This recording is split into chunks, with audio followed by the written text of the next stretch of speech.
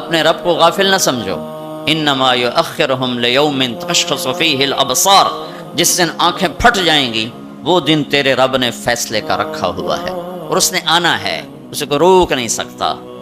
لا تأتیکم الا بغتہ، اچانک آئے گا اور ہم سب کھڑے ہوں گے. یوم نسیر الجبال، پہاڑ ہٹ جائیں گے. وتری الارض بارزہ، زمین چٹیل میدان ہوگی، کوئی اونچ نیچ نہیں ہوگی. لا تری فیہا عوجا ولا امتا، نہ کھڈا نہ پہاڑ، بالکل سیدھا سیدھا میدان. اور اللہ سب کو جمع کرے گا. وحشرناہم، سب کو زندہ کروں گا. فلم نغادر منہم احدا، ایک کو بھی پیچھے نہیں چھوڑوں گا. کوئی بھاگ سکتا ہے؟ نہیں. لقد احصاہم، تیرے رب کا گھیرا ہوگا. کوئی آگے پیچھے ہو کر گنتی غلط کر دے تو نہیں. وعدہم عدا، پورا کیلکولیٹ کیا ہوگا. وہ تو اس نے چونٹیوں کو گن کے رکھا ہوا ہے، تمہاری کیا حیثیت. تو اب دو مجبوریوں میں اللہ تعالیٰ نے ہمیں اختیار دیا ہے، اچھائی اور برائی. دین پہ چلو چھوڑ دو. تو وہ دین جو میرے رب نے مجھے دیا ہے اس میں دو حصے ہیں، ایک عبادت اور ایک اخلاق. پھر عبادت کے نیچے بہت سی چیزیں ہیں اور اخلاق کے نیچے عبادت سے بھی بے شمار چیزیں ہیں. عبادت کا جو چیپٹر ہے وہ مختصر ہے، اخلاق کا چیپٹر بہت لمبا چوڑا ہے، بہت پھیلا ہوا ہے.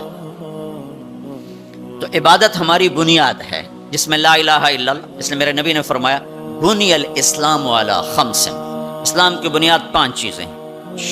شہادت لا الہ الا اللہ محمد رسول اللہ، لا الہ الا اللہ محمد رسول اللہ کی گواہی، و اقام الصلاۃ، نماز، و ایتاء الزکاۃ، زکوٰۃ، و صوم رمضان، رمضان کے روزے، و حج البیت من استطاع الیہ سبیلا، اور حج. یہ 5 میں سے ایک اندر کا ایمان ہے جو نظر آنے والی چیز نہیں ہے، اور 4 نظر آنے والے کام ہیں، نماز ہے، زکوٰۃ ہے، روزہ ہے اور حج ہے. یہ 4 کسی نہ کسی طرح اس کی نشانی، افطاری ہو رہی، سحری ہو رہی، پتہ چلا کہ روزہ رکھا جا رہا. نماز پڑھ رہے ہیں، پتہ چلا ہے نماز پڑھی جا رہی. زکوٰۃ دے رہے ہیں تو دینے والے کو پتہ چل رہا ہے، لینے والے کو پتہ چل رہا ہے کہ کچھ لیا دیا جا رہا ہے. اور حج تو کھلا عمل ہے، لاکھوں انسانوں کے ساتھ مل کے کیا جاتا ہے. یہ 5 چیزیں اللہ نے ہماری بنیاد بنائی، جس میں لا الہ الا اللہ بنیاد کی بھی بنیاد ہے. لا الہ الا اللہ اندر کی چیز ہے، محمد الرسول اللہ باہر کی چیز ہے. لا الہ الا اللہ ہم دکھا نہیں سکتے، محمد الرسول اللہ ہم چھپا نہیں سکتے. لا الہ الا اللہ بتانا پڑتا ہے، محمد الرسول اللہ چھپانا بھی چاہیں تو نہیں چھپا سکتے. لا الہ الا اللہ کے لیے کوئی دلیل دینی پڑے گی. میں صرف ایک اللہ کو مانتا ہوں. کیا دلیل ہے؟ نماز پڑھتا ہوں، روزہ رکھتا ہوں، مخلوق سے آگے ہاتھ نہیں پھیلاتا ہوں، پتھر کو سجدہ نہیں کرتا ہوں. بہت سارے دلائل دینے پڑیں. لیکن محمد رسول اللہ تو ایسے سامنے آتا ہے جیسے سورج سامنے آتا ہے تو کوئی دلیل باقی نہیں رہ جاتی کہ جی کیا دلیل ہے کہ سورج ہے کہ پاگل دیکھ کھڑا ہوا ہے، یہ نظر آ رہا ہے. اس یہی سورج کا آنا اس کی دلیل ہے. تو پہلی چیز ہے لا الہ الا اللہ محمد رسول اللہ. لا کے ذریعے سے ساری کائنات کی نفی کہ سب سے کٹ کے ایک اللہ سے جڑ جا.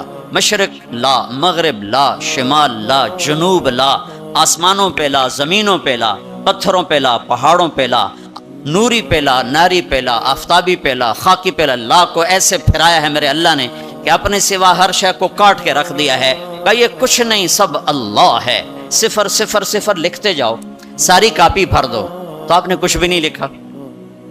اور 1 لگا دو پہلے 0 کے ساتھ تو ہر 0 دوسرے سے طاقتور بنتا جا رہا ہے، بنتا جا رہا ہے، بنتا جا رہا ہے، بنتا جا رہا ہے. پیچھے الف کا کمال ہے، پیچھے 1 کا کمال ہے. 1 کو ہٹاؤ تو سب 0 ہے. اللہ اب ایک ہستی ہے تو جبریل طاقت ہے، 0 نہیں ہے. اللہ ہٹ جائے تو جبریل 0 ہے.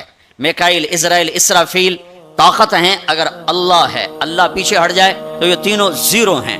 جنت خوبصورت نعمتوں کا ٹھکانہ ہے، اس کے پیچھے 1 ہے.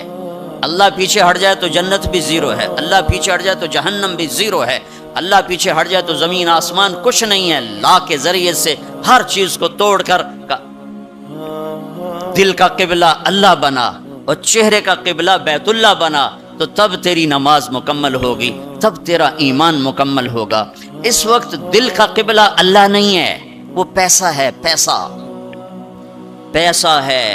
دل کا قبلہ اللہ نہیں ہے، صرف کمائی ہے، صرف پیسہ ہے، تو اللہ تعالیٰ لا کے ذریعے سے کہتا ہے مجھے قبلہ بنا، دل مجھے دے۔ یا ابن آدم، اے آدم کی اولاد، انی لک محب فبحقی علیک کلی محبہ، میرے بندے میں تم سے پیار کرتا ہوں، تجھے میرے حق کی قسم تو بھی مجھ سے پیار کرنا سیکھ۔ اس دل کو اللہ کے لیے خالص کر، سب سے کٹ کر، سے لا الہ لا الہ لا الہ، تلوار چلتی ہے لا الہ لا الہ لا الہ، پھر اللہ کے ساتھ تمام ہوتا ہے الا اللہ الا اللہ الا اللہ، صرف اللہ، نیچے بھی اللہ اوپر بھی اللہ، وہو الذی فی السماء الہ وفی الارض الہ، ادھر دیکھو تو اللہ اور اوپر دیکھو تو اللہ، رب المشرق والمغرب لا الہ الا ہوا فاتخذہ وکیلا، مشرق میں دیکھو تو اللہ اور مغرب میں دیکھو تو اللہ، للہ المشرق والمغرب فأینما تولوا فثم وجہ اللہ، جدھر منہ پھیرو گے سامنے اللہ کے جلوے ہیں، جدھر منہ پھیرو گے سامنے اللہ کی قدرت ہے، جدھر دیکھو گے اللہ کے نظام اور شاہکار ہیں۔ جو لا کہا وہ لا ہوا، وہ لا بھی اس میں لا ہوا، جز لا ہوا کل لا ہوا، پھر کیا ہوا؟ اللہ ہوا۔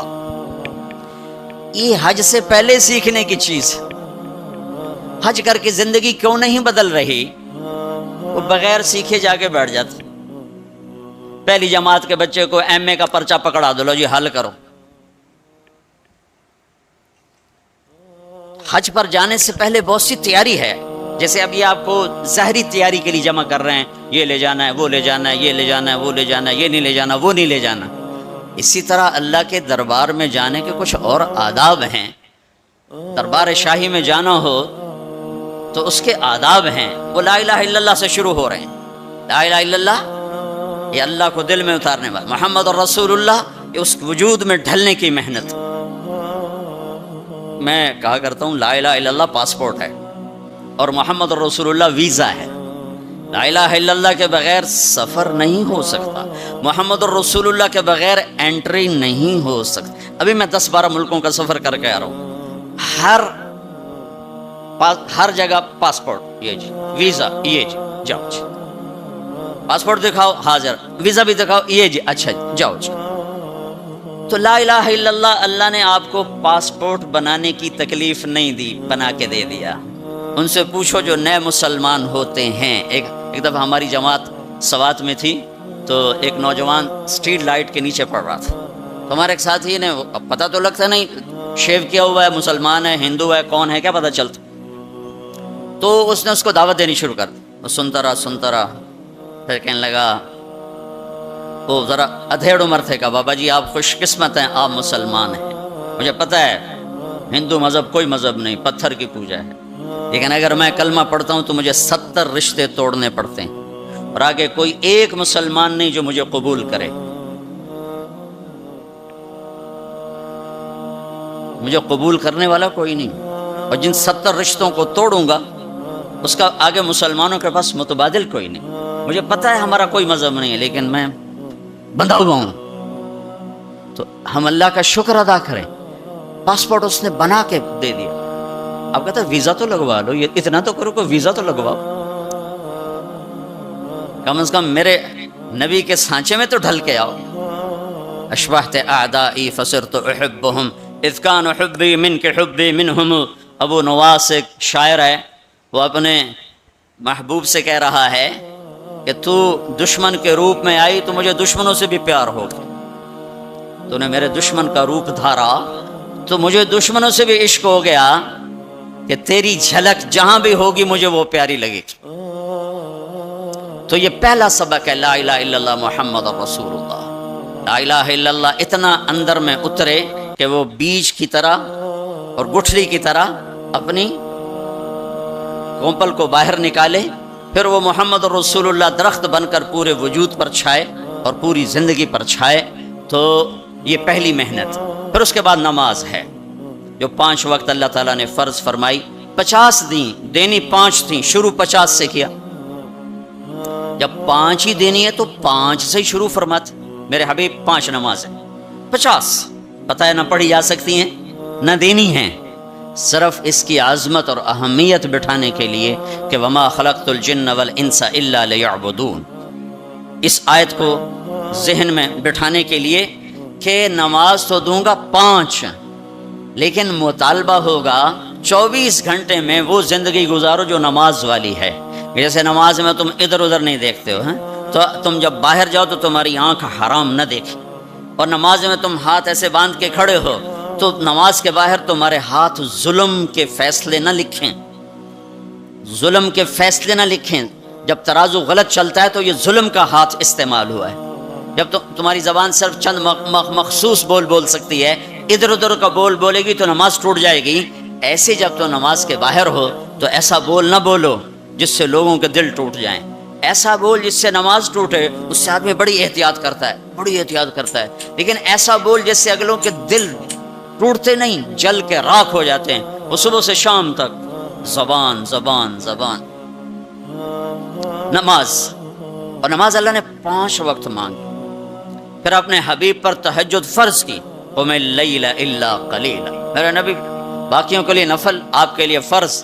رات کو میری آپ کی بات ہونی چاہیے. کیوں کہ ان لک فی النہار سبحا طویلا، آپ دن میں بہت مصروف رہتے ہیں دعوت تبلیغ کے کام میں، لہذا رات کا کچھ حصہ مجھے دیں جس میں میری اور آپ کی بات. جس نے بھی اللہ کو پایا ہے رات کے آنسوؤں سے ہی پایا ہے. جس نے بھی اللہ کو ڈھونڈا ہے رات کے اندھیروں میں ڈھونڈا. عجب بات ہے، دنیا ڈھونڈنی ہو تو روشنی چاہیے، اللہ کو ڈھونڈنا ہو تو رات کا اندھیرا چاہیے. اب 10% لوگ نماز پڑھتے ہیں، 90% نہیں پڑھتے. حج پہ جا کے بھی نہیں پڑھتے، عادت ہی نہیں پڑھی ہوئی تو حج کے جا پہ بھی نہیں پڑھتے. نماز.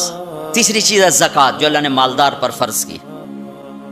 اچھا، ایک جب ہمارے نبی 50 نمازیں لے کر واپس چل پڑے، کوئی بات ہی نہیں کی. اچھا یا اللہ ٹھیک، تو میں نے پڑھا تو کہیں نہیں، لیکن مجھے لگتا ہے کہ اللہ تعالیٰ نے موسیٰ علیہ السلام کو آگے کھڑا کیا ہوگا کہ میرا نبی تو 50 لے کے چل پڑا، اسے واپس بھیجو. اس کی امت نے تب 5 کو نہیں پڑھنی ہے، 50 کے تو پڑھن، اس کو میرے پاس واپس بھیجو. تو آگے موسیٰ علیہ السلام کھڑے ہوئے چھٹے آسمان پر. یا رسول اللہ سے ملاقات کیسی رہی؟ کہ بہت اچھی رہی. کیا ہوا؟ کہ 50 نمازیں ملی. کہ یا رسول اللہ میں آپ کی محنت کرتا ہوں، ایک کوئی نہیں پڑھیں گے، واپس جا کر تھوڑی کروائیں. پھر آپ واپس گئے سدرۃ المنتہا. تو اللہ نے کتنی کام کی؟ 5. چلو اللہ تعالیٰ 45 کٹھی اڑا دیتا. اچھا میرے حبیب 5. پھر واپس. پھر ہمارے نبی نے نہیں کہا یا اللہ بہت زیادہ ہیں. تسلیم و رضا، تسلیم و رضا. اللہم انی اسألک الرضا بعد القضاء. یہ دعا روز میرے نبی صبح و شام مانگتے تھے. اے اللہ مجھے اپنی تقدیر پہ راضی رہنے کی توفیق عطا فرما. پھر موسیٰ علیہ السلام کتنی؟ 45. واپس.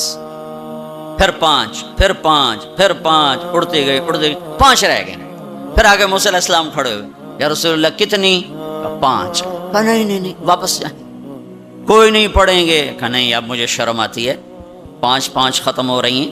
اب گیا تو یہ 5 بھی چلی گئی تو میری امت تو ختم ہو گئی، میری امت تو محروم ہو گئی. اب میں نہیں جاتا. کہا ٹھیک ہے آپ کی مرضی، ویسے مجھے پتا ہے کہ یہ نہیں پڑھیں گے، چونکہ میری امت پہ 2 نمازیں فرض تھیں، انہوں نے وہ بھی نہ پڑھی. یہ کراچی والے 5 کہاں پڑھیں؟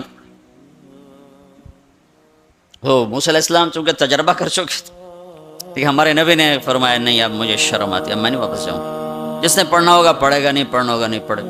ہر کوئی اپنے کیے کا اجر اللہ سے لے لے. صرف عظمت اور اہمیت بٹھانے کی. جب آپ اس 5 پر موسیٰ علیہ السلام کو انکار کر کے چل پڑے تو پیچھے سے اللہ کی آواز آئی، میرے حبیب پڑھنے کو 5 لیکن میرا بول وہی، لکھوں گا 50. ہر نماز 10 لکھی جائے گی، ہر نماز 10 لکھی جائے گی. پھر اللہ نے زکوٰۃ کو فرض کی، مالداروں پہ زکوٰۃ. خذ من اموالہم صدقۃ تطہرہم بہا وتزکیہم وصلی علیہم. زکوٰۃ اتنا بڑا عمل ہے کہ اللہ تعالیٰ ہمیں کہتا ہے کہ میرے نبی پہ درود پڑھو، فرشتوں سے کہتا ہے میرے نبی پہ درود پڑھو، اور خود بھی کہتا ہے کہ میں اپنے نبی پر درود بھیجتا ہوں.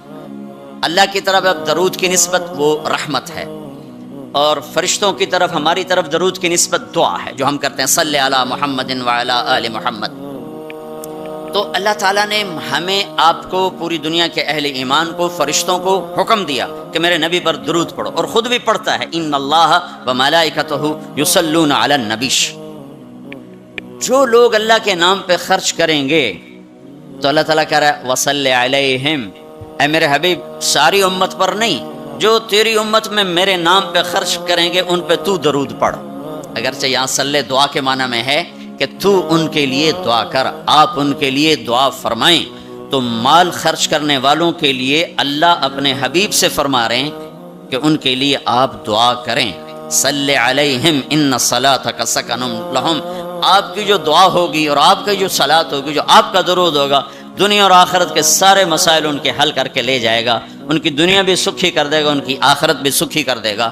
تو اللہ تعالیٰ نے زکوٰۃ فرض کی، اور بہت تھوڑی فرض کی۔ پہلی امتوں پر تھی 100 میں 10 روپے، اور ہماری ہے 100 پہ 2.5 روپے، اور اتنا فضل فرمایا کہ پورا سال پیسہ پڑا رہے، پھر کہا اس میں سے 2.5 روپے دے دو، 2,500 دے دو، اگر استعمال ہو جائے تو کوئی سال سے ایک دن پہلے اگر وہ مال خرچ ہو گیا ہے تو زکوٰۃ ختم ہو گئی۔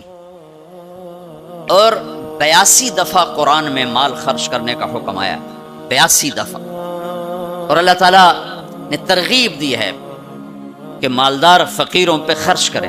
پھر اللہ تعالیٰ نے فقیروں کو ترغیب دیا کہ تم بھی جتنی وسعت ہو خرچ کیا کرو۔ میرے نبی نے ترغیب دی، سبق درہم 100,000 درہم، 1 روپیہ اللہ کے نام پہ خرچ کرنا 1 لاکھ روپیہ خرچ کرنے سے بڑھ گیا۔ تو صحابہ نے عرض کی وہ کیسے بڑھ گیا؟ تو آپ نے کہا ایک آدمی کے پاس 2 روپے، ایک آدمی کے پاس کروڑوں روپے، جس کے پاس 2 روپے تھے اس نے 1 روپیہ اللہ کے نام پہ دے دیا، اور جس کے پاس کروڑوں تھے اس نے 1 لاکھ دیا۔ جس نے 2 میں سے 1 دیا اس نے اپنے مال کا آدھا حصہ دیا، جس نے 1 لاکھ دیا اس نے اپنے مال کا کوئی 1000واں حصہ دیا۔ جب تولا جائے گا تو 1 روپے کا وزن 1 لاکھ سے بڑھ جائے گا۔ اور اس کا ایک واقعہ بھی، حضرت عمر ہمیشہ حضرت ابو بکر سے نہ کوشش کرتے تھے آگے نکل جاؤں، آگے نکل جاؤں، آگے نکل جاؤں، ساری زندگی موقع نہ بن سکا۔ تبوک کا موقع آیا تو اللہ کے نبی نے کہا مال خرچ کرو۔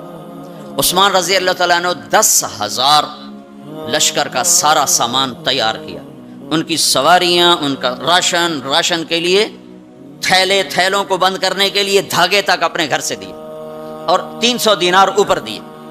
تو اللہ کے نبی کی جھولی میں وہ 300 دینار پڑے تھے یوں، اور آپ ان دیناروں کو اٹھا کے یوں فرما رہے تھے ما علی عثمان اللہ یعمل بعدا، عثمان آج کے بعد کچھ بھی نہ کرے تو جنت واجب ہوگی۔ تو عمر کہنے لگے آج میں ابو بکر کو کاٹ سکتا ہوں، آج میں اس سے آگے نکل سکتا ہوں کہ وہ آج کل غریب ہے، میں مالدار ہوں، تو وہ تھوڑا لائے گا میں زیادہ لاؤں گا تو میں بڑھ جاؤں گا۔ لہٰذا انہوں نے اپنے مال کا آدھا حصہ، آدھا گھر میں رکھا اور آدھا لے کر آئے۔ ابو بکر نے جھاڑو پھیر دیا، جو کچھ تھا وہ سارا سمیٹ کے لے آئے۔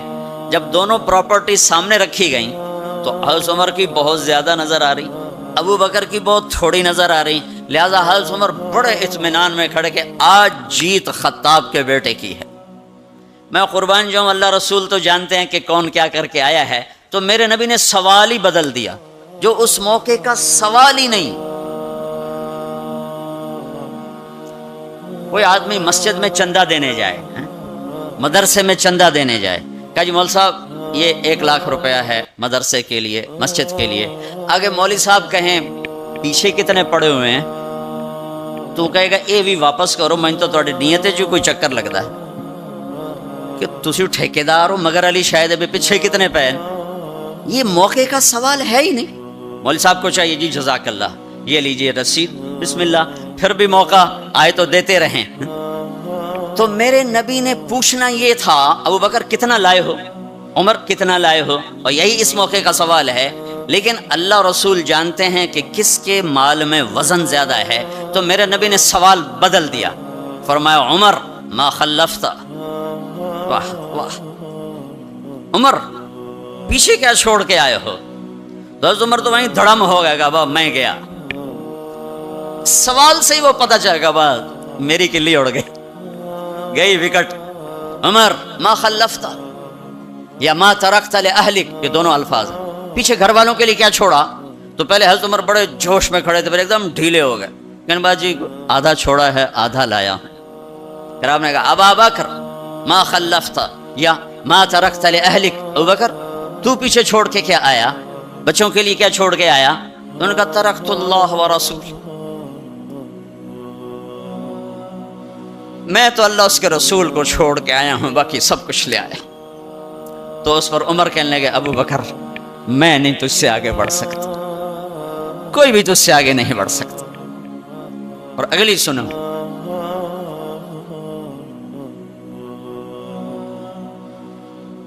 اپنے کپڑے بھی دے دیے اور ایک ٹاٹ تھا وہ پہن کر اس کو کانٹوں سے سی لیا۔ تو جبریل آئے، کہنے لگے یا رسول اللہ تعالیٰ پوچھ رہے ہیں کہ ابو بکر نے یہ ٹاٹ کیوں پہنا ہوا ہے؟ تو آپ نے کہا کہ ابو بکر نے سارا کچھ اللہ اس کے رسول پہ لگا دیا ہے اس لیے یہ پہنا ہوا ہے۔ تو کہا یا رسول اللہ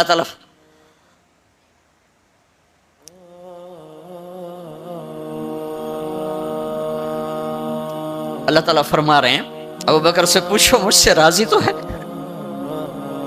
مجھ سے راضی تو ہے، اس فقر میں مجھ سے راضی ہے؟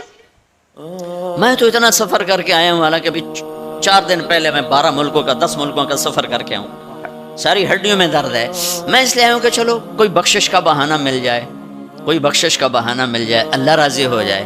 آپ سارے اس لیے حج پہ جا رہے ہو کہ اللہ راضی ہو جائے۔ جو سارے جہان سے کہتا ہے مجھے راضی کرو، وہ کہہ رہا ہے ابو بکر سے پوچھو مجھ سے راضی تو ہے۔ تو آپ نے کہا ابو بکر تیرا رب تجھے سلام بھی کہہ رہا ہے اور پوچھ رہا ہے کہ راضی ہو؟ تو ابو بکر کی چیخیں نکلی، میں اپنے رب سے راضی، میں اپنے رب سے راضی، میں اپنے رب سے راضی۔ میرے بھائیو بہنوں، زندگی ایسے گزار کے مرو کہ اللہ کو ملو تو اللہ خوش ہو کے مل رہا، ایسے نہ مرو کہ اللہ کی بارگاہ میں پیش کیے جا رہے ہوں مجرم بن کر، قیدی بن کر۔ تو اللہ اس کے رسول نے مال لگانے پر زور دیا۔ اللہ چاہتا تو سب کو مال دے دیتا، کسی کو فقیر کسی کو مالدار، مالدار کا شکر کا امتحان لیا، فقیر کے صبر کا امتحان لیا کہ اللہ فقیر کا صبر دیکھے گا، مالدار کا شکر دیکھے گا۔ اور جب مالدار لوگ زکوٰۃ نہیں دیتے تو پھر عزتیں نیلام ہوتی ہیں۔ جب سب کچھ اپنے اوپر لگانے کا ذوق بن جاتا ہے اور اپنے ہی بڑے بڑے زیور، کپڑے، گھر، گاڑیاں۔ یہ بھی لاہور کا واقعہ ہے۔ بیگم صاحب ڈرائیور کے ساتھ گئی ہیں اور واپسی پہ کہہ رہی ہیں اسلم ڈرائیور آج میری بڑی اچھی قسمت، وہ ساڑی میں نے لی تو میں سمجھ رہی تھی 1 لاکھ کی ہے، وہ تو مجھے 75,000 میں مل گئی، بڑی سستی مل گئی۔ خوش ہو کے ڈرائیور کو بتا رہی۔ تیسرے دن ڈرائیور کے بیٹے کا بازو ٹوٹ گیا، وہ آ کر کہتا ہے صاحب جی میری تنخواہ میں تو اس کا علاج ہو نہیں سکتا، تو مہربانی کر کے کچھ میری مدد کر دیں، اس کا علاج ہو جائے۔ تو صاحب کہتے ہیں اسلم تمہیں پتہ تو آج کل کاروبار بڑا مندہ ہے، تو میرے پاس تو گنجائش نہیں، میرا ایک ڈاکٹر دوست ہے میں اسے فون کر دیتا ہوں، وہ تمہاری مدد کر دے گا۔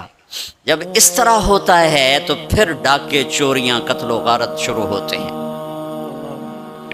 جب اس طرح ہوتا ہے تو مالداروں میں تکبر پیدا ہوتا ہے اور غریبوں میں ظلم پیدا ہوتا ہے۔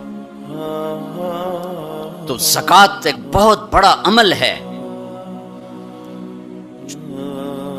2.5% تو فرض ہے، اور زکوٰۃ دینے والا سخی نہیں اللہ کی بارگاہ میں، ہاں بخیل بھی نہیں، سخی بھی نہیں ہے، بخیل بھی نہیں، یعنی وہ بخل کے ملک سے نکل آیا ہے اور سخاوت کے ملک میں انٹری نہیں ہوئی۔ 2.5 روپے پہ 1 پیسہ بھی اوپر خرچ کرے گا تو اب سخیوں میں آ گیا، پھر جتنا بڑھتا جائے گا اتنا آگے بڑھتا جائے گا۔ اور اللہ نے فرمایا مجھے میری عزت کی قسم جنت الفردوس میں بخیل داخل نہیں ہو سکتا۔ اور اللہ شیطان کہتا ہے کہ مجھے عبادت والے عبادت گزار بخیل سے کبھی ڈر نہیں لگا کہ اس کا بخل اسے ضرور جہنم میں پھینکے گا۔ نافرمان سخی سے ہر وقت ڈرتا رہتا ہوں کہ اس کی سخاوت کب اسے جنت میں پہنچاتی۔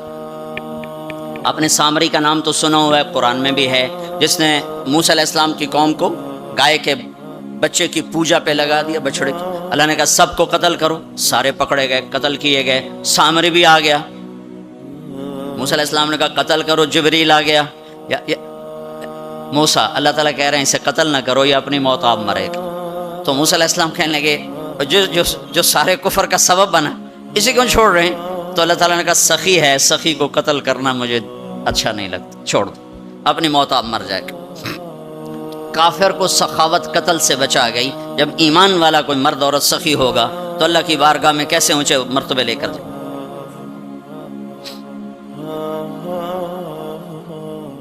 تو اپنے اوپر خرچ کرو وسعت کے مطابق، اللہ نے روکا نہیں ہے، منع نہیں کیا ہے، منع نہیں کیا ہے، لیکن غریب کو بھی یاد کرو۔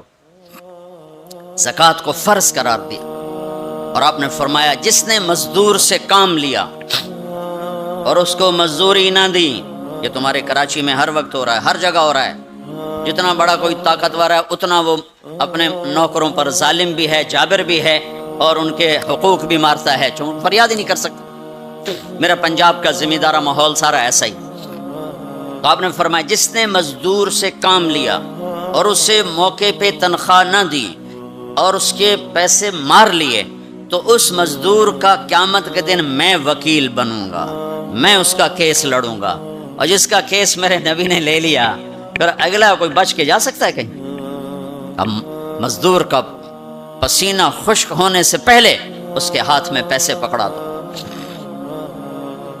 پھر مزدور سے فرمایا، یہ دونوں طرف کا خوبصورت، کیا دین خوبصورت ہے، کہ جو اپنے نوکر کی، جو اپنے مالک کی نوکری بھی پوری دیانتداری سے کرے اور اللہ کی بندگی بھی دیانتداری سے کرے تو اسے ہر کام پہ دگنا اجر ملے گا، دگنا۔ یعنی میں ایک نماز پڑھتا ہوں، میری 10 ہیں، اس کی 20 ہوں گی۔ میں ایک روزہ رکھتا ہوں، میرا 1 ہے، اس کے 2 ہوں گے۔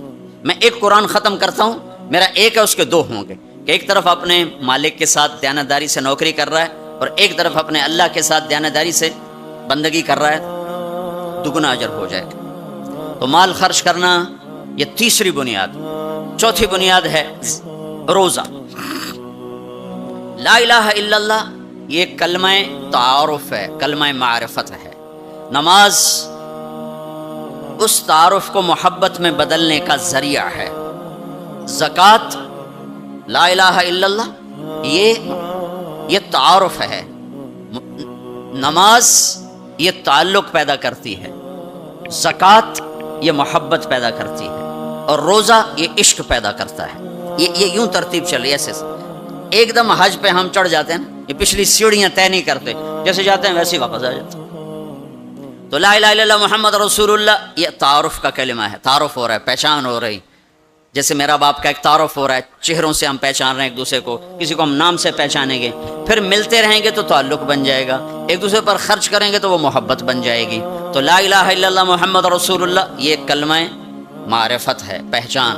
نماز اس معرفت کو تعلق میں بدلتی ہے، اور پھر زکوٰۃ اس تعلق کو محبت میں بدلتی ہے۔ پھر محبت کو آگے پروان چڑھا کے عشق تک پہنچانا ہے تو اس کے لیے بھوکا پیاسا رہنا اس کا لازمی امر ہے۔ تو اس کے لیے روزہ رکھا گیا کہ روزے رکھ، اللہ کے لیے بھوکا بھی رہے اور پیاسا بھی رہے۔ اب یہ بھوک اور پیاس مل کر اس کے اندر ایک عشق کی آگ لگاتی ہے۔ پھر یہ عشق مجبور کرتا ہے کہ محبوب کو دیکھوں تو صحیح، اس کا دیدار تو کروں، اور نہیں تو اس کے گھر کا دیدار کروں، کہیں تو نظر آئے، کہیں تو کوئی آثار دیکھوں۔ تو پھر اس کے لیے بلایا گیا کہ اب آؤ والہانہ عاشقانہ مجنونانہ۔ چونکہ جو عاشق ہوتا ہے وہ زیب و زینت سے بے نیاز ہوتا ہے، وہ تو دیوانوں کی طرح آتا ہے، لہٰذا کہا بھائی دیوانوں کی شکل بناؤ، ٹوپی اتار دو، خوشبو پھینک دو، کنگھی پھینک دو، کفن پہن لو، جوتا بھی ایسا ہو کہ صرف تمہیں گرمی سے بچائے، سردی سے بچائے، اور آؤ میرے گھر کی طرف۔ کراچی میں کہا تضرعا و خفیہ، مجھے یاد کرنا ہو تو آہستہ آہستہ، شور نہ مچایا کرو۔ اور جب بیت اللہ میں بلایا قال عجب ثج، شور مچاتے ہوئے آؤ، کہ دیوانے شور مچاتے ہوئے پہچانے جاتے کہ دیوانہ ہے، بڑا سنجیدہ ہو تو بڑا عقل مند ہے، کہ نہیں وہاں عاشق بن کے جانا ہے۔ عاشق ہوں میں عشق کماویں، یہ میری زبان کی شاعری ہے، تمہیں مزہ آئے نہ آئے مجھے مزہ لینے دو۔ عاشق ہوں میں عشق کماویں، دل رکھیں وانگ پہاڑاں ہو، سائے سائے بدیاں ہزار غلامیں، کر جانے باغ بہاراں ہو، منصور جے چک سولی دیتے جڑے واقف کل اسراراں ہو، سجدیں سر چائیں نبا ہو توڑے کافر کہن ہزاراں ہو، عاشق سوئی حقیقی جیڑا قتل معشوق دے مننے، سر نو جوڑے تے مکھ نہ موڑے ہمیں 100 تلواراں کھنے، سچا عشق حسین علی دبا ہو، سر دتے تے روز نہ بھنے۔ یہ حج ہے، یہ حج ہے۔ اب الحب ان یخفا وقد کم کتمتہ فاصبح عندی قد اناخ وطنبا۔ یہ ایک لڑکی بیت اللہ کا طواف کر رہی تھی اور یہ شعر پڑھ رہی تھی، اذا شد شوقی ہام قلبی بذکرہ وان رمت قربا من حبیبی تقربا. اور جنید بغدادی طواف کر رہے اور ان کے کانوں میں شعر پڑے، اور شعروں کا ظاہر بڑا جب ہے کہ میں نے تو محبت کو بہت جھٹکے دیے، بہت اپنے آپ کو بچایا، پر عشق نے میرے دل میں ڈیرے ڈال دیے اور خیمے گاڑ دیے، تنابیں کس دیں، مجھے کہیں کا نہ چھوڑا، مجھے کسی کا نہ چھوڑا، میں ایک ہی کی ہو کے رہ گئی. جب اس کا خیال آتا ہے تو میں پاگل ہو جاتی ہوں، جب وہ نظر آتا ہے تو میں ہوش میں آتی ہوں. تو وہ جنید بغدادی کہنے لگے وہ لڑکی بیت اللہ میں کیا کہہ رہی. تو اس نے دیکھا اور ہنس پڑی. لولا التقى لم احجر عن طيب الوطن. کیا سمجھے ہو، میری بات کو غلط سمجھے ہو، مجھے میرے رب کا عشق رات کے اندھیرے میں یہاں لایا، میں کسی اور کی بات نہیں کر رہی. تو کہنے لگی تم کس کا طواف کر رہے ہو؟ تو جنید کہنے لگے بیت اللہ کا. تو وہ زور سے ہنس پڑی اور یوں آسمان کو دیکھا، کہنے لگی واہ میرے رب، تیرے بھی کیسے دیوانے بندے ہیں جو تجھے چھوڑ کے پتھروں کا طواف کرتے ہیں، جو تجھے چھوڑ کے پتھروں کا طواف کرتے ہیں. جنید فرماتے میں تو بے ہوش ہو کے گر گیا، جب ہوش آیا تو وہ بچی جا چکی تھی. تو لا الہ الا اللہ محمد رسول اللہ پہ محنت تعارف، نماز پہ محنت تعلق، مال کا خرچ کرنا محبت، روزے رکھنا عشق، اور حج پھر وصال ہے، ملاپ ہے، ملاقات ہے. دیکھو نا، کوئی عبادت کی شکل ہی نہیں ہے کہ ایک آدمی ننگے سر ہے، 2 چادریں پہنی ہوئی ہیں اور بیت اللہ میں چکر لگا رہا ہے. بھائی کیا کر رہے ہو؟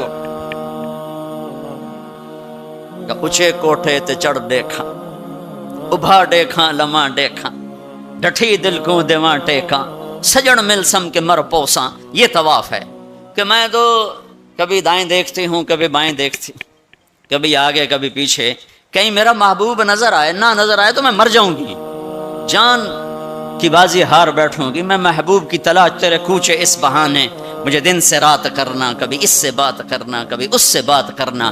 حج عشق ہے، وہ ہمیں حاصل نہیں ہوتا ہے، لہذا تھوڑی سی تکلیف آتی. عثمان جی پیسے اتنے لائے نہیں تھے کی کیتا جے ساڑھے نہ، کیونکہ وہ تو کھانے پینے کا پروگرام ہے، کھابا پروگرام ہے، کیا بوفے مجھے یاد نہیں آ رہا تھا، بوفے ٹھنڈا ملا ہے. اس کے تو تصور میں ہی نہیں ہے کہ میں کسے ڈھونڈنے آیا ہوں. ایسا تو نہیں حسین بچوں سمیت نیزوں پہ چڑھ گئے تھے، ایک بول کے ساری نسل بچا سکتے. کون سی نسل؟ اہل البیت. کون سی نسل؟ آل الرسول. کون سی نسل؟ کائنات کی پاکیزہ ترین نسل. ایک بول پہ وہ اپنی بچا سکتے اور جنت کا بھی کوئی نقصان نہ تھا. نہیں، اللہ پہ سودا نہیں ہو سکتا، کاٹ دو. تمہارا تاجر جھوٹ بولنے کو تیار، جھوٹ چھوڑنے کو تیار نہیں، سود چھوڑنے کو تیار نہیں. کتنے بڑے تاجروں نے میرے ساتھ متھا مارا کہ سود کے بغیر تجارت چلا کے دکھاؤ. سود کے بغیر تجارت کیسے چلے گی؟ کہ اللہ مطلب اللہ کو مقصود نہیں بنایا، اللہ کو ڈھونڈنا پانا اور اللہ کی طلب زندگی کا مقصد نہیں بنایا. یہی دھوکے کے گھر اور مچھر کے پر اور مکڑی کے جالے کی دوڑ ہے. اسی کو عزت سمجھا، اسی کو بڑائی سمجھا، اسی کو بلندی سمجھا، اسی کو معراج سمجھا.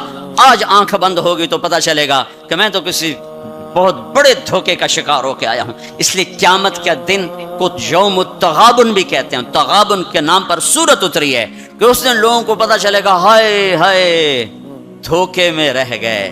ذالک یوم التغابن، یہ ہے جس دن دھوکا کھلے گا کہ ہم تو دھوکے میں رہ گئے.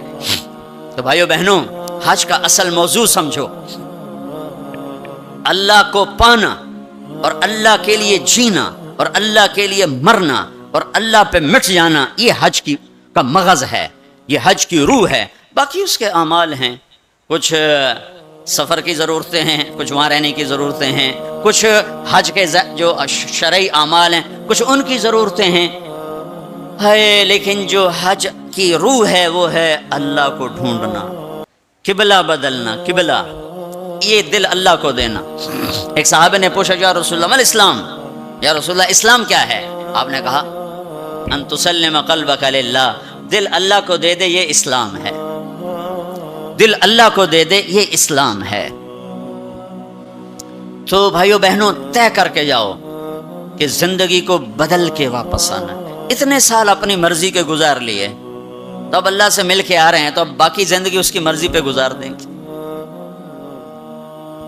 اتنا زمانہ اپنی مرضی پہ گزارا ہے، تو اب باقی جو وقت حج کے بعد گزرے گا وہ اللہ کی مرضی پہ گزاریں گے، کہ جو اللہ کہے گا وہ کریں گے، جس سے روکے گا اس سے روکیں گے، جو وہ فرمائے گا اس پر لبیک کہیں گے، جس سے ہٹائے گا اس سے پیچھے ہٹتے چلے جائیں گے۔ تو ہمیں اس کی روح حاصل ہو گئی۔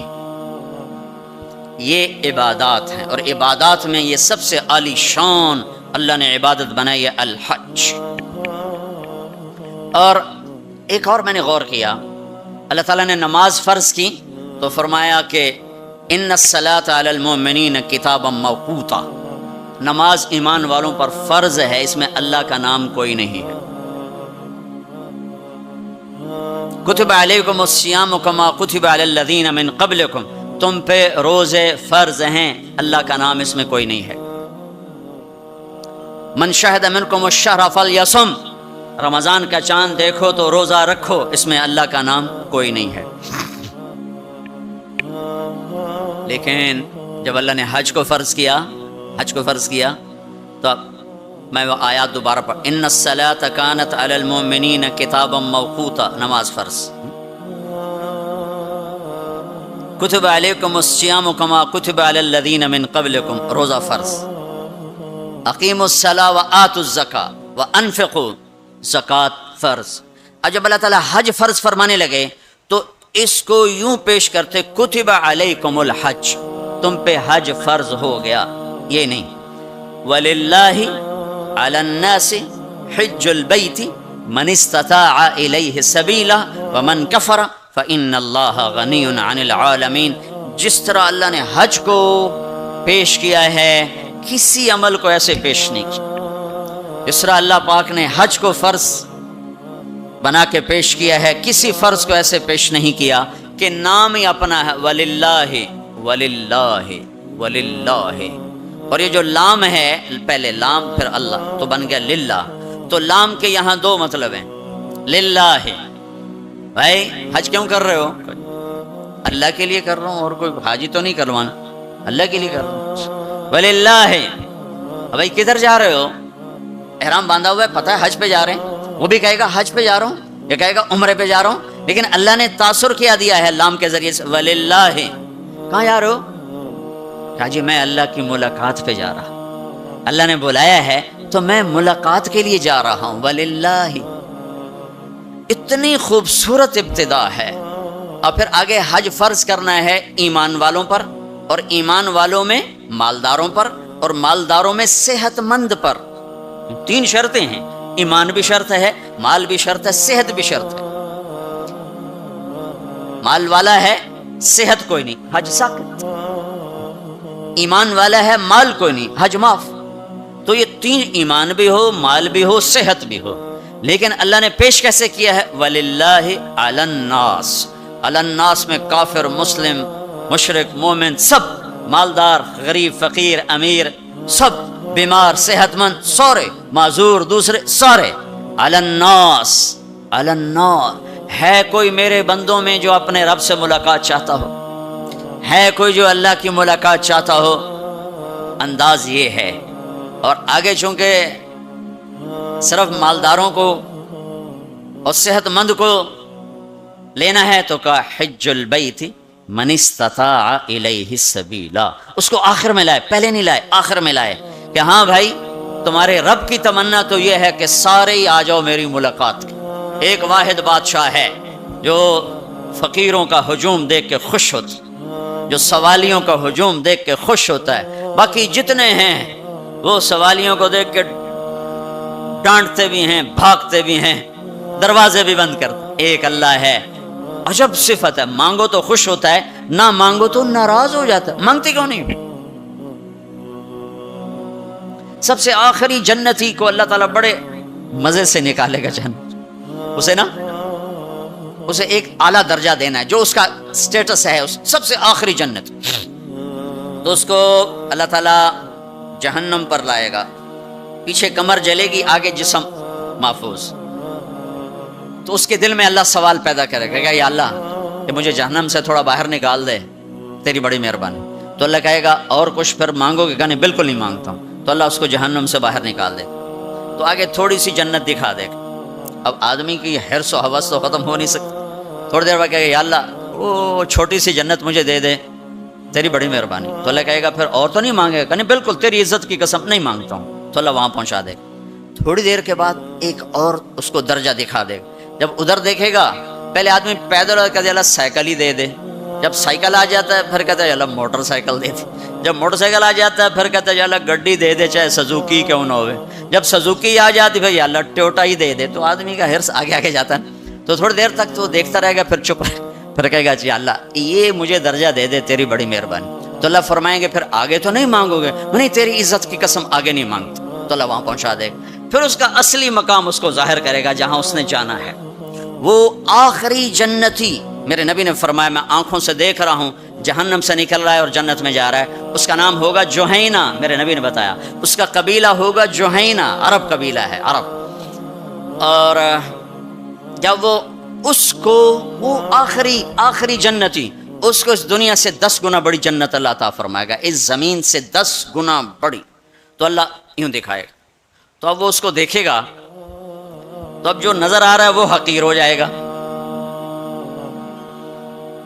تو پھر اس کو سوچ آئے گی جو ہن منگے آتا کہ دیں ریورس گیئر نہ لگ جائے، دوبارہ پیچھے دوزخ کی واپسی نہ ہو جائے. تو لہٰذا چپ، اندر میں ابال اٹھ رہے ہیں کہ مانگوں، اور ڈر لگ رہا ہے کہ اتنی دفعہ قسمیں کھائیں توڑ دیں، قسمیں کھائیں توڑ دیں. تو کہیں اللہ تعالیٰ آگے چل بہنوں واپس کر دو. تو لہٰذا چپ کر کے بیٹھو. اللہ تو اندر کا بھیج جانتا ہے. تھوڑی دیر کے بعد اللہ کہے گا مانگتے کیوں نہیں، مانگتے کیوں نہیں؟ کہے گا یا اللہ سألتک حتی استحییت وحلفت فیک حتی استحییت. یا اللہ میں نے اتنا مانگا کہ اب مانگتے شرم آتی ہے، اور اتنی دفعہ قسمیں توڑی ہیں کہ اب قسم توڑتے ہوئے شرم آتی ہے. تو اللہ تعالیٰ فرمائیں گے واہ واہ تو نے مجھے لگتا ہے سمجھائی نہیں. اچھا اگر میں تمہیں دنیا سے 10 گنا بڑی جنت دے دوں تو راضی ہے؟ تو کہے گا یا اللہ رب ہو کے مذاق تو نہ کر میرے ساتھ. تو اللہ تعالیٰ فرمائے کہ مذاق نہیں کر رہا ہوں، چل تیرے لیے دروازے کھل گئے ہیں. تو اللہ واحد شہنشاہ ہے، مانگو تو خوش ہوتے، نہ مانگو تو ناراض ہوتے، اور جتنا مانگو اتنا خوش ہوتے. بعض لوگ اشکال کرتے ہیں کہ یہ اتنے نیک آدمی ہیں، یہ دعائیں مانگ مانگ کے تھک گئے، ان کی قبول ہی نہیں ہو رہی. اور یہ فلاں آدمی ایسا ہے کہ وہ ایک کام سیدھا نہیں، دعا کرتا ہے قبول ہو جاتی. تو میرے نبی نے فرمایا کہ ایک اللہ کے تعلق والا بندہ یا بندی اپنی ضرورت میں اٹکا ہوا ہے اور اللہ سے مانگ رہا ہے اور رو رہا ہے، اوپر سے دروازہ نہیں کھل رہا ہے. کہتا پتہ نہیں کیا ناراضگی ہو گئی ہے. حتیٰ کہ فرشتے سفارش کرتے ہیں کہ یا اللہ یہ اتنے دیر سے بیچاری رو رہی ہے، یہ اتنے دیر سے رو رہا ہے، یا اللہ اس کا کام کر دے. تو اللہ تعالیٰ فرماتے احب ان اسمع حنینہ، مجھے اس کا رونا بڑا پیارا لگ رہا ہے، میں چاہتا ہوں کچھ اور رو لے. دے دیا تو پھر کہیں رونا، لہٰذا میں چاہتا ہوں تھوڑا یہ رو لے، اس لیے لیٹ ہو رہا ہے، اس لیے لیٹ نہیں ہو رہا کہ میں ناراض ہوں. تو اللہ تعالیٰ کے مختلف اپنے بندوں کے ساتھ معاملات ہیں. تو حج میرے بھائیو بہنوں، وَلِلَّهِ عَلَى النَّاسِ حِجُّ الْبَيْتِ مَنِ اسْتَطَاعَ إِلَيْهِ سَبِيلًا. آؤ بھائی آؤ، اپنے رب کی ملاقات کے لیے آؤ، سارے آؤ، ایمان لے کر آؤ.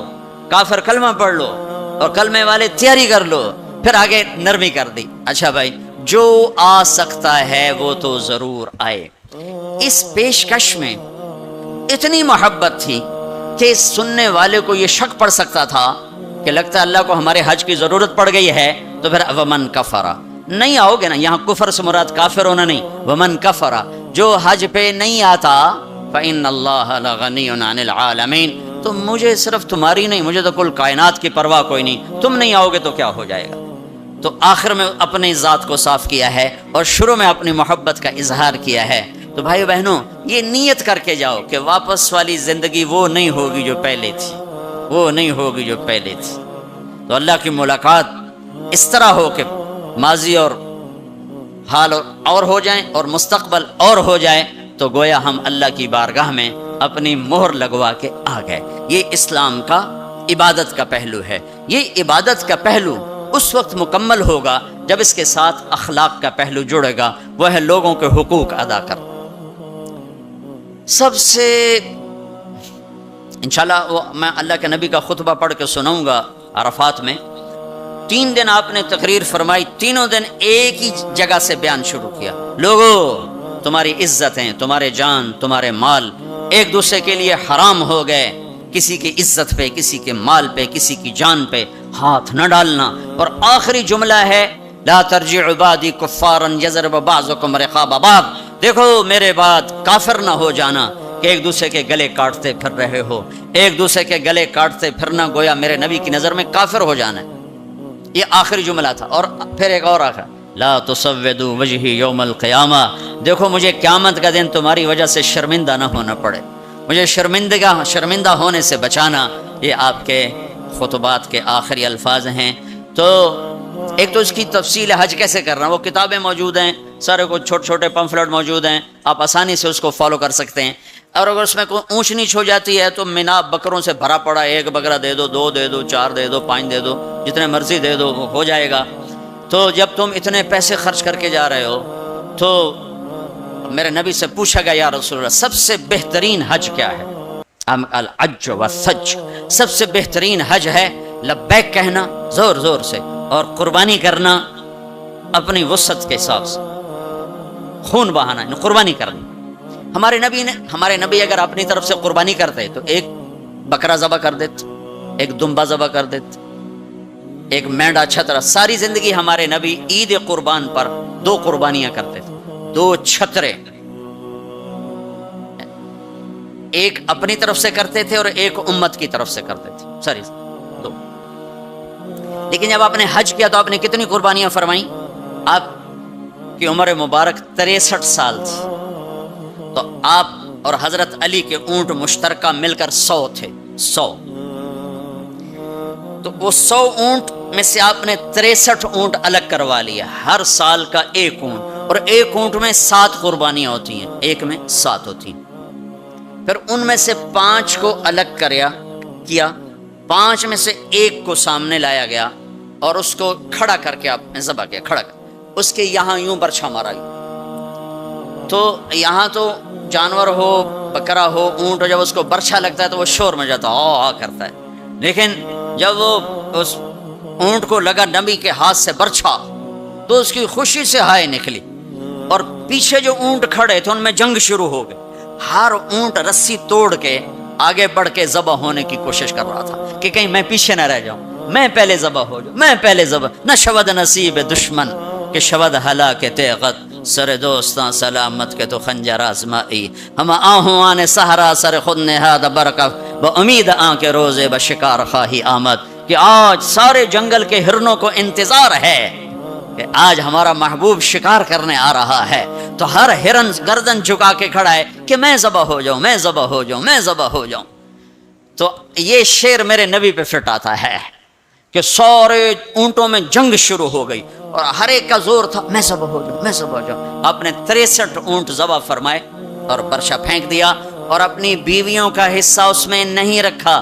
بیویوں کے لیے الگ قربانی کی، بیویوں بیگمات کے لیے الگ قربانی کی اور اپنے 63 اور 7 ہر اونٹ میں. اور پھر یہاں تک فرمایا کہ علی جو گوشت بنائے اس کو مزدوری گوشت میں سے نہیں دینی، میں الگ سے دوں گا، اس کا ہر ٹکڑا اللہ کے نام پہ جانا چاہیے. گوشت میں سے مزدوری بھی نہیں دی، الگ سے مزدوری دی. اور پھر فرمایا کہ آؤ بھائی جو لے جانا چاہتا ہے لے جائے. پھر فرمایا حضرت علی سے کہا 1 بوٹی سارے اونٹوں سے لے لو اور 1 دیگ چڑھا دو. تو وہ 1 بوٹی سارے اونٹوں سے لے کر دیگ چڑھائی. پھر آپ نے اس کے پکنے کا انتظار کیا. جب وہ تیار ہو گئی تو پھر آپ نے حضرت علی نے چند اور صحابہ نے مل کر اس کا گوشت کھایا، شوربہ پیا اور پھر اس کے بعد آپ طواف زیارت کے لیے تشریف لے گئے. تو اب مالدار لوگوں قربانی کرنا دل کھول کے، ماڑے ماڑے جانور نہ تلاش کرنا، بھائی سستا کڑا لبدا ہے، اللہ کے نام پہ لگانا. جھگی پھونک تماشا ویک ہماری پنجابی کی مثال ہے، لگا تو صحیح پھر دیکھ آتا کیسے ہے واپس. ایک صحابی ہیں ابو الدحداح، ایک آیت اتری من ذا الذی یقرض اللہ قرضا حسنا یضاعف له اضعافا کثیرا. تو وہ ایک انصاری صحابی نے آیت سنی, وہ بھاگے بھاگے, ابو الدہدہ ارے آج عجب آیت آئی ہے, کیا کہ اللہ کہہ رہا کوئی ہے مجھے قرضہ دے میں واپس کروں کئی گناہ کر کے. تو ابو الدہدہ آئے دوڑے دوڑے, یا رسول اللہ کیا اللہ نے یہ کہا ہے کہ مجھے قرضہ دو میں واپس کروں؟ کہاں, کہا یا رسول اللہ اللہ کو کیا ضرورت قرضہ مانگنے کی, کہ اللہ چاہتا ہے اس کے بدلے اللہ تمہیں جنت دے. کہا اچھا اگر میں اللہ کے نام پہ دوں تو آپ وعدہ کرتے ہیں میری جنت کا؟ ہاں وعدہ. کہ میری بیوی کی جنت کا؟ کہاں وعدہ. کہ میرے بچوں کی جنت کا؟ کہا ابو دہدہ تو زیادہ ہی مانگتا جا رہا ہے, پر تیرے بچوں کا بھی. کہا یا رسول اللہ ہاتھ بڑھائیں, میرے 2 باغ ہیں دونوں اللہ کے نام پہ صدقہ. ہم کہا نہیں ایک دے دو, ایک رکھ لو, ایک بچوں کے لیے رکھو, ایک اللہ کے نام پہ دو. کہا اچھا پھر میرا وہ باغ جس میں 600 کھجوریں ہیں وہ میں نے اللہ کو دے دیا. ہم کہا ٹھیک ہے جا تو تیرے بچے تیری بیوی جاؤ جنت. انہوں نے وہاں سے دوڑ لگائی اور باغ میں نہیں گئے, باہر کھڑے ہو گئے کہ کہیں اندر جا کے نیت نہ بدل جائے. جیسے یعنی لوگ سودے سے پھرتے ہیں, دوڑم سارے لٹو بنے ہوئے, 4 پیسے اوپر گیا سودے سے پھر گئے, 4 پیسے نیچے گیا سودے سے پھر گئے, جیسے ایمان اور زبان کا بول کوئی چیز ہی نہیں. پیسہ ہی خدا بناؤں بھائی, پیسے کے پیچھے ہی ایمان بھی بک رہا ہے, عزت بھی بک رہی ہے, غیرت بھی بک رہی ہے. میرے نبی نے فرمایا میرا امتی ہر گناہ کر سکتا ہے, ایک جھوٹ نہیں بول سکتا, ایک دھوکہ نہیں دے سکتا. سارا کراچی جھوٹ اور دھوکے کا. کراچی نہیں, میرا ملتان لے لو, لاہور, سندھ, بلوچستان لے لو, سرحد لے لو, جھوٹ جھوٹ جھوٹ, دھوکا دھوکا دھوکا. میرا امتی ہر گناہ کر سکتا ہے, جھوٹ نہیں بول سکتا, دھوکا نہیں دے سکتا. ساری تجارت سارا سب کچھ اس پہ آ چکا. تو آپ باہر کھڑے ہو گئے, کہنے گئے ام الدہدہ بیوی کو بلایا, کہا کیا ہوا؟ کہا باہر آؤ باہر آؤ باہر آؤ. کیوں؟ کہا باغ اللہ کو دے دیا. اچھا اس کے بدلے میں تیری میری بچوں کی جنت پکی ہو گئی. ان کا ربح البیع ربح البیع, مبارک ہو مبارک ہو, بڑا اچھا سودا کیا بڑا اچھا سودا کیا بڑا اچھا سودا کیا. تو بھائیو گن گن کے رکھنے کے شوق نہ کرو, لگانے کا شوق رکھو. اپنے اوپر بھی لگاؤ, اللہ روکتا نہیں. کماؤ حلال, حرام نہ ہو, جھوٹ نہ ہو, سود نہ ہو, خیانت نہ ہو, جوا نہ ہو, سٹا نہ ہو, ذخیرہ اندوزی نہ ہو. تم سارے تاجر, کراچی کے نہیں پورے پاکستان کے تاجر عبد الرحمن بن عوف کی جیب میں آ جاؤ. جیب میں عبد الرحمن بن عوف رضی اللہ عنہ جو 10 بڑے صحابہ میں ایک, آپ نے کہا ابو بکر جنتی, عمر جنتی, عثمان جنتی, علی جنتی, زبیر جنتی, طلحہ جنتی, سعد بن ابی وقاص جنتی, عبد الرحمن بن عوف جنتی, عبد الرحمن بن عوف, ابو عبیدہ بن جراح جنتی, سعید بن زید جنتی. یہ 10 ٹاپ 10 صحابہ ہیں, ان میں ایک عبد الرحمن ہے. جب ان کا انتقال ہوا تو 3 ارب 10 کروڑ 20 لاکھ دینار, اے کاغذ دے نوٹ نہیں, تو انہوں کہ میں بے وقوف بنا چھڑا سارے نے, کاغذ چاہ کر ٹورے ودن, کوئی سیٹ صاحب, کوئی میاں صاحب, کوئی شیخ صاحب.